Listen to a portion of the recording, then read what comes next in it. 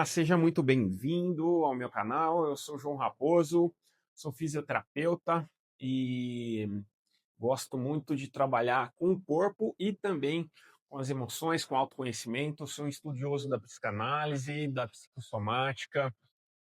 E hoje eu quero falar um pouquinho sobre o assunto da psicossomática, que é um dos temas mais sensíveis aí do nosso corpo, né? Que é o sistema digestivo.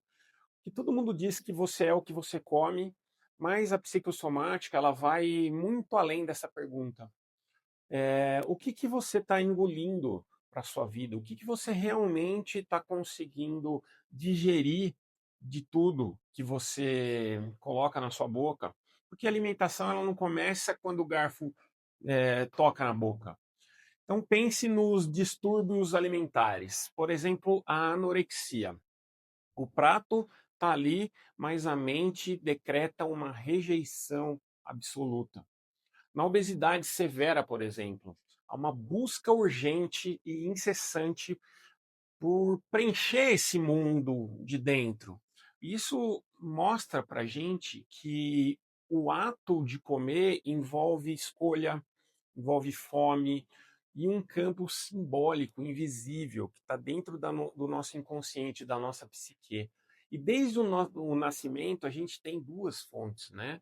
O alimento do corpo, que são os nutrientes, e o alimento da alma, que é o acolhimento. E existe um famoso experimento na psicologia onde os filhotes de macaco poderiam escolher entre duas mães que são artificiais, né? Uma mãe de arame que segurava uma mamadeira de leite e a outra mãe de pelúcia, e mas que não tinha leite. E os filhotes passavam o tempo todo agarrado a essa mãe de pelúcia, só que iam na de arame para mamar e corria de volta para o aconchego, para o acolhimento, né? A necessidade da alma do acolhimento, né? E esse alimento carrega simbolismo. Nas disfunções alimentares, quase nunca o problema é o estômago, é uma ferida na alma que a gente não cuidou. Na anorexia, o inconsciente diz: não, eu não quero depender de você, eu prefiro desligar a minha fonte e sentir essa rejeição. Na obesidade, por exemplo, o movimento é preciso de proteção para eu existir. E a pessoa come, sacia o corpo, mas a alma continua naquele jejum, naquele vazio. E essa dinâmica, ela se ramifica por todo o nosso sistema. Vamos pensar nas alergias alimentares, por exemplo. O sistema imunológico, ele defende a nossa identidade.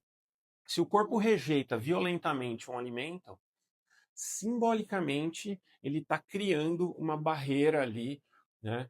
Como o alimento original vem da mãe, da maternagem, a alergia costuma apontar para uma dificuldade real em colocar limites, colocar distância saudável em relações familiares que são sufocantes. E até as nossas preferências contam as histórias, né? O desejo constante por doce funcionam como um substituto biológico para o colo, para o afeto materno.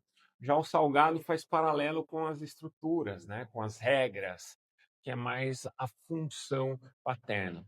E por que que o nariz ele fica logo em cima da boca, né? Para realmente avaliar o que vai entrar é seguro, se está estragado.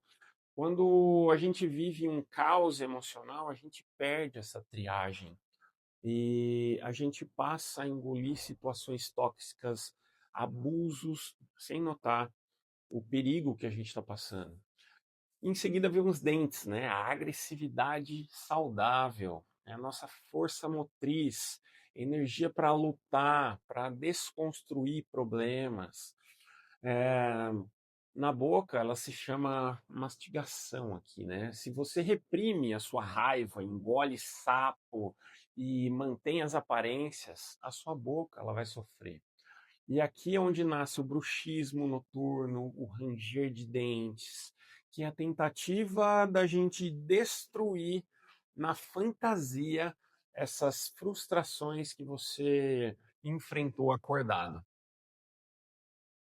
E quando você engole algo, você perde o controle consciente sobre aquilo. Então, expressões como isso me deu um nó na garganta, né? Aquela situação pesou no estômago.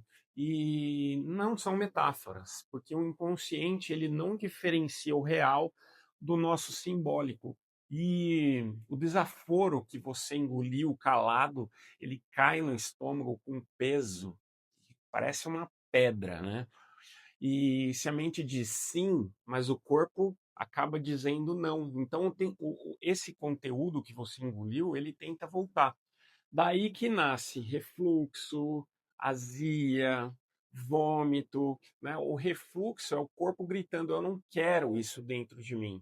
E o vômito é esse limite máximo, né? Uma rebeldia biológica para expelir o que a mente tentou aceitar, muitas vezes na força. No estômago, esse equilíbrio ele depende do ataque do ácido, do suco gástrico, né, e da defesa do muco protetor. As pessoas descritas como boazinhas demais, que nunca sabem dizer não para as pessoas, aceitam todos os abusos, anulam tanto a própria agressividade que o corpo para de produzir esse muco de defesa. E o próprio ácido, ele acaba corroendo o estômago, abrindo o caminho para gastrites, úlceras, males maiores, né? Faltou esse limite emocional. E mais adiante, né, no intestino delgado, o alimento ele é desconstruído e esse alimento vai sendo desconstruído, né? E o fígado é o nosso laboratório do corpo, é o filtro, né, das toxinas. E ele sofre imensamente quando a gente se entope de excessos físicos, emocionais. E ao lado do fígado, a gente tem a vesícula biliar, que armazena a bile, né, que está associada à contrariedade. Quando a raiva ela é muito silenciada por anos e anos, ela se cristaliza, virando pedra na vesícula.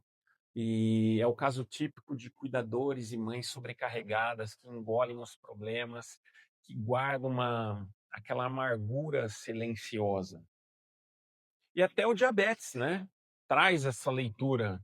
O sangue, ele transborda açúcar, está melado ali, mas as células acabam passando fome.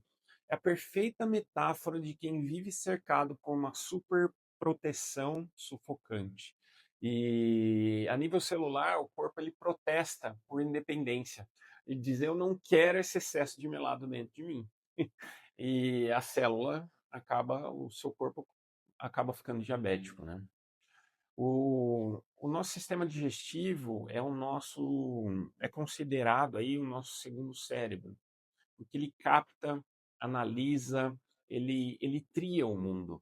E para funcionar, ele precisa de que a gente relaxe no modo parasimpático do sistema nervoso. Por isso, almoços de negócios estressantes, olhando notícias que fazem espremer sangue para todo quanto é lado, né? Isso deixa o nosso estômago sem energia, porque comer deve ser um ritual de pausa, né? Deve ser um ritual de prazer. Por fim, o nosso intestino grosso, né? A nossa microbiota, 80% da nossa imunidade, né? O bolo fecal ele vai até o trajeto, né? Até o final do trajeto. E a liberação tem a ver também com o desapego. Pessoas presas ficam enfesadas, né? Costumam reter o passado, controle. E na psicologia, o que sai de nós reflete o nosso valor. Se a sua expressão for valorizada na infância, a sua autoestima, prosperidade, elas acabam fluindo com leveza. Porque lembre-se, o seu corpo nunca mente. Ele materializa o que a mente tenta esconder. Se você quer aprender a decifrar esses sinais, se inscreva aqui no canal, deixe gostei, compartilhe esse vídeo. Eu sou João Raposo e a gente se vê numa próxima aula. Um grande abraço e até o próximo vídeo.